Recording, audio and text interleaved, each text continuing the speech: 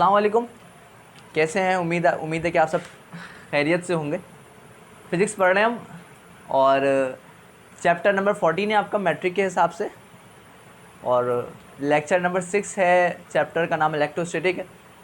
आज हम पढ़ेंगे, आज के हमारे दो टॉपिक हैं। एक सवाल है जो इतने दिनों से रुका जा रहा है, ये लेक्चर नंबर 2 है। लेक्चर नंबर 1 के अंदर मैंने शायद ये बोला था कि मैं आपको बताऊँगा कि why hair is attracted by the comb in winter. सही है कि आपका कंघा जो है, प्लास्टिक के कंघे की बात कर रहा हूँ मैं। प्लास्टिक का स्केल भी हो सकता है इसकी जगह, और एक ग्लास रॉड भी हो सकती है, और कोई बलून भी हो सकता है। सिंपल ये कि कोई भी नॉन कंडक्टर चीज़ या नॉन मेटल कोई भी चीज़ हो सकती है, नॉन कंडक्टर चीज़ जिसके ना इलेक्ट्रॉन्स फ्लो ना कर जाएँ, इलेक्ट्रॉन जमे ही रहें।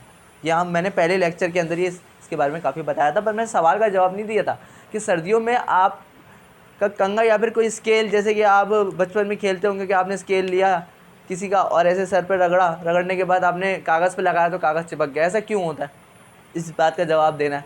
और इसी तरह आप सर्दी में कंघा कर रहे हैं, कंघा करने के बाद आपके बाल, कंघा जिस तरफ कर रहे हैं उस तरफ बाल क्यों जा रहे हैं, कि हेयर क्यों अट्रैक्ट कर रहे हैं आपके कॉम से, इस बात का जवाब देना है। तो मैं भूल रहा था बार बार, तो मैंने लिख दिया इस सवाल को ना, तो ये इंशाल्लाह आज इसका जवाब मिल जाएगा आपको। 2 वजह जो लिखी हुई है। अच्छा, Faraday electric lines of forces हम पढ़ेंगे आज। फैराडे ने इलेक्ट्रिक लाइन्स ऑफ फोर्सेस के बारे में क्या कहा? Electric lines of forces to represent the direction of force. Electric lines of forces जैसे कि एक इलेक्ट्रिक चार्ज है, इस चार्ज की जो फोर्सेस हैं, इस चार्ज की जो फोर्स है उसको रिप्रेजेंट करने के लिए मैं कुछ लाइंस बनाऊंगा। तो फैराडे ने इस लाइंस को कहा इलेक्ट्रिक लाइंस ऑफ फोर्सेस। ये लाइंस क्या कहलाती हैं आपकी? इलेक्ट्रिक लाइंस ऑफ फोर्सेस कहलाती हैं। क्या क्या रिप्रेजेंट करती हैं? फोर्स रिप्रेजेंट करती हैं। ये लिखा हुआ है इलेक्ट्रिक लाइंस ऑफ फोर्सेस। ये जो लाइंस निकल रही हैं to represent the direction of force. ये क्या रिप्रेजेंट करती है? फोर्स की डायरेक्शन रिप्रेजेंट करती है। तो ये लाइंस पूरे सर्कल पे होंगी, ये लाइंस जो होंगी ना, ये पूरे सर्कल पे होंगी, मतलब पूरे चार्ज के ऊपर होंगी, हर तरफ, बिल्कुल मतलब हर तरफ होगी, तो पूरा सर्कल बना लेंगे इस तरीके से। सही, तो इधर से भी पूरा सर्कल बनाएंगे। फैराडे ने इंट्रोड्यूस कराई the imaginary tangential lines originated from the charge nearest each other. These lines are called, never intersect each other, these lines are called electric lines of forces. देखिए, electric lines of forces to represent the direction of force. electric lines of forces क्यों होती हैं? Direction of force को बताने के लिए होती हैं कि फोर्स की डायरेक्शन किस तरफ। Faraday introduce the imaginary tangential lines. अब बहुत अहम बात ये है, फैराडे ने ये लाइंस इंट्रोड्यूस कराई जो क्या थी? इमेजिनरी थी। ये लाइंस असल में होती थोड़ी हैं, ये लाइंस तो इसने इमेजनरी बताई कि भाई ऐसा इमेजन करा कि किसी चार्ज की अगर मुझे फोर्स बतानी है, तो फैराडे साहब ने एक imaginary lines of forces introduce कराई जो इमेजनरी हैं, जो असल में नहीं होती। ऐसा कोई चार्ज, मतलब चार्ज के एक घेरा, मतलब चार्ज इलेक्ट्रिक फील्ड तो बनाता है, पर ऐसी कोई लाइंस ऑफ फोर्सेस थोड़ी निकल रही होती उसके अंदर से। ये तो फैराडे ने बताई सिर्फ और सिर्फ फोर्स को रिप्रेजेंट करने के लिए। तो यहाँ पे लिखा हुआ है Faraday introduce the imaginary tangential line. Tangential line का मैं आपको मतलब बताता हूँ। सबसे पहले लिखा इमेजिनरी। ये लाइंस ऑफ फोर्सेस क्या है? ये फोर्स को तो डायरेक्ट कर रही हैं, फोर्स की तो डायरेक्शन बता रही हैं, पर साथ साथ ये इमेजिनरी हैं, ये असल में नहीं होती। Tangential lines oriented from the charge. कहाँ से निकल ली? चार्ज से निकल ली। टेंजेंशियल लाइंस का मतलब क्या होता है? देखें, किसी सर्कल से किसी लाइन का ऐसे एक पॉइंट पे टच करना टेंजेंट कहलाता है। सही है, किसी सर्कल से या किसी कर्व से, भाई एक स्ट्रेट लाइन होती है और एक होता है कर्व। सही है, किसी कर्व से कोई लाइन एक पॉइंट पे टच करके चले जाए, एक पॉइंट पे क्या करके टच करके चले जाए, तो उसको कहते हैं टेंजेंट। तो बिल्कुल यहाँ पे टेंजेंशियल लाइंस निकल रही हैं इसके अंदर से। क्या लिखा हुआ? Tangential lines originated from the charge. कहाँ से निकल रही है? चार्ज से निकल रही। कौन सी लाइन है? टेंजेंशियल लाइन है। जैसे कि ये चार्ज है और इसके अंदर से टेंजेंशियल लाइन इस तरह निकल रही, टेंजेंशियल लाइन इस तरह निकल रही, जो सिर्फ एक पॉइंट पे टच करती हुई जा रही है। अब और मज़े की बात लिखी हुई है, नेवर इंटरसेक्ट ईच अदर। और ये लाइंस इतनी ज़्यादा करीब करीब होती हैं, इतनी ज़्यादा करीब करीब फैराडे ने बताई, इतनी ज़्यादा करीब करीब बताई, पर ये कभी भी इंटरसेक्ट नहीं होती, नेवर इंटरसेक्ट ईच अदर। अच्छा भाई, this lines are called electric lines of forces. बहुत छोटा सा टॉपिक था। तो अब हम अपने जवाब की तरफ आते हैं। Why air is attracted by the comb in winter.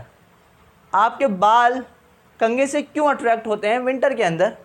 देखिए इसकी दो वजूहत हैं। पहली वजूहत बाद में देखेंगे, पहले दूसरी वजूहत देखते हैं, मतलब दूसरी वजह देखते हैं पहले। ये ऊन कहलाता है ना वूल आपका।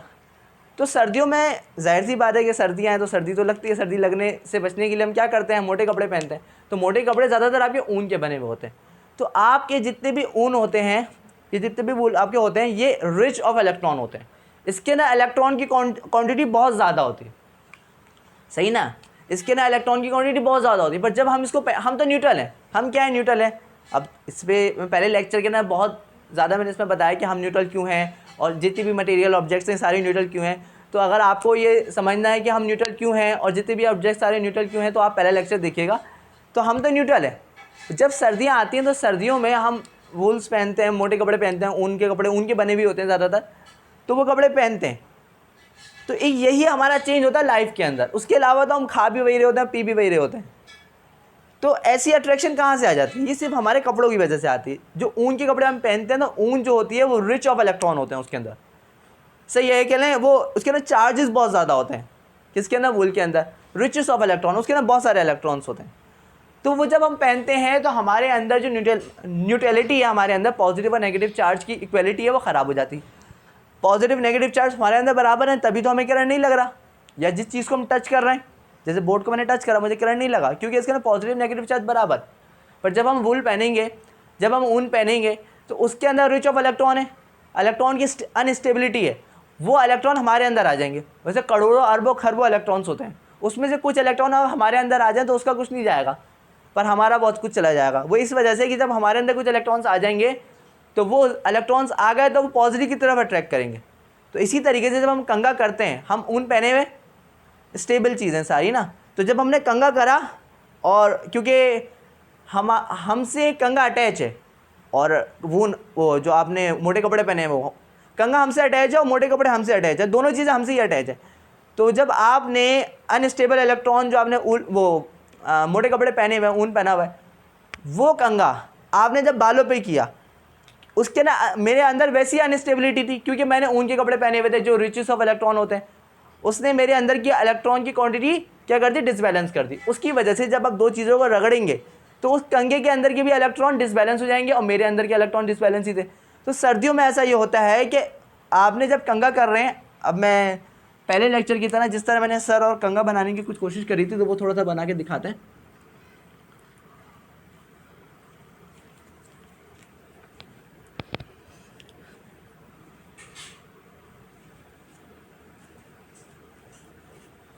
अच्छा, दूसरा जवाब बहुत अच्छा है इसका ना।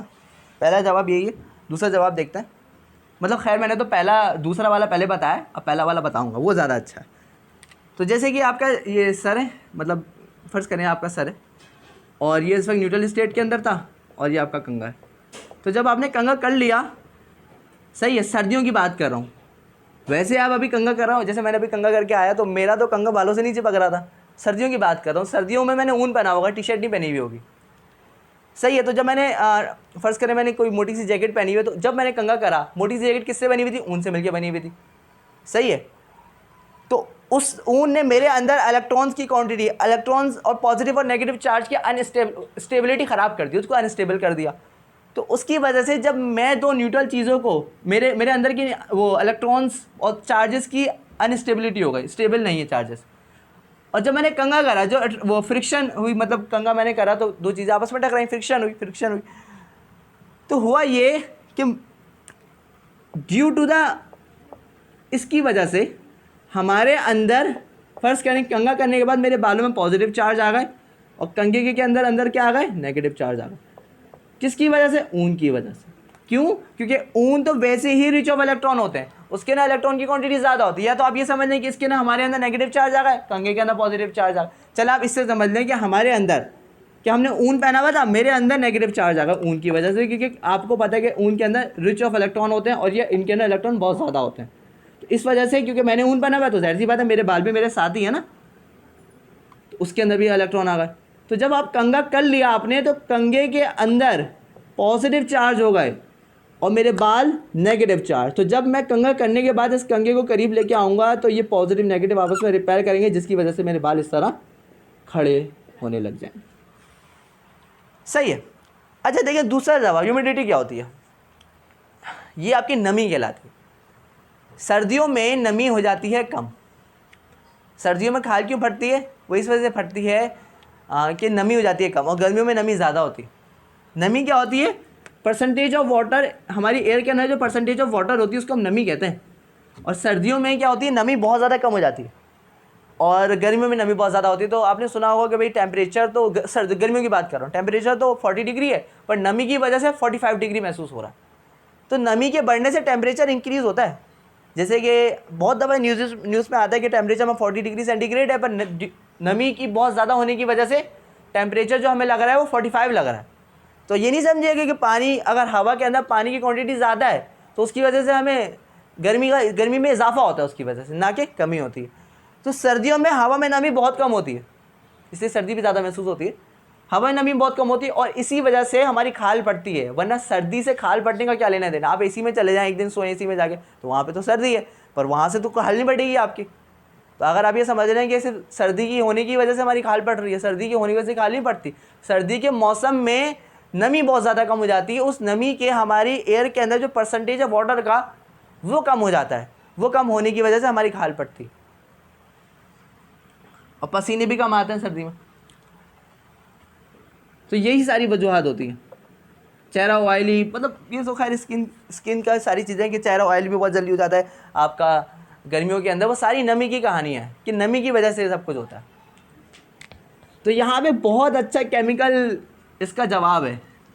देखें, फ़र्ज़ करें कि एक कंघा है, कंघे की एग्जाम्पल ले लेता हूँ मैं। अभी मैं कंघा करके आया हूँ, अब ये मेरा सर है, वैसे सर ऐसे नहीं बनेगा, मतलब फ़र्ज़ कर लें ये सर है, सही है ना। अब फ़र्ज़ करें कि इस कंघे पे कहीं से नेगेटिव चार्ज आ गए, चलिए फ़र्ज़ कर लेते हैं आ गए, रगड़ा नहीं, कुछ भी करा, या इसको कहीं से रगड़ के लिया है, या इसके अंदर हमने नेगेटिव चार्ज लेके आ गए। ऐसे गर्मियों में नहीं आएंगे, मैंने आपको जवाब दिया, इसकी वजह से नहीं आएंगे, सही है। फ़र्ज़ करें कि इस कंघे में नेगेटिव चार्ज थे और है गर्मियों का मौसम। तो देखें, गर्मियों के मौसम में हमारी एयर में क्या है? हमारी एयर वाटर मॉलिक्यूल्स हैं नहीं है। नमी क्या होती है? नमी क्या होती है? एयर के अंदर वाटर मॉलिक्यूल्स की क्वांटिटी ज़्यादा होती है तो नमी ज़्यादा होती है। एयर के अंदर वाटर मॉलिक्यूल्स की क्वांटिटी कम होती है तो नमी कम होती है।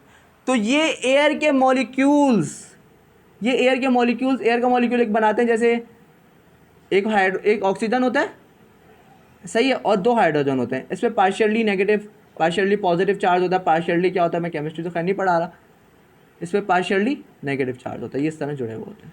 पार्शियली का मतलब होता है कोवेलेंट बॉन्डिंग के ना पार्शियली का इस्तेमाल करते हैं, और आयनिक बॉन्डिंग के ना डायरेक्ट पॉजिटिव और नेगेटिव लिख देता मैं।